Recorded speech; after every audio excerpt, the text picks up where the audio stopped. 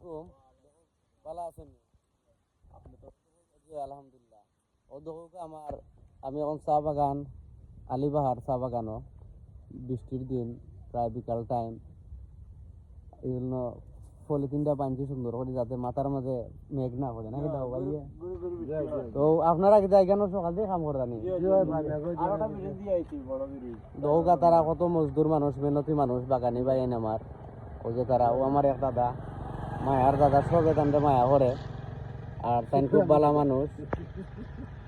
আর ও দৌকা তারার উন্নয়নমূলক কাজ চেয়ারম্যান মেম্বারর অনেক একটা বড় একটা গাছ আছিল। ও মেঘে কয়দিন আগে মেঘে বড় একটা গাছ আছিল, ওদিন রাত্রে প্রায় কুরবানির দিন রায় পাইছি একটা গরু লইয়া।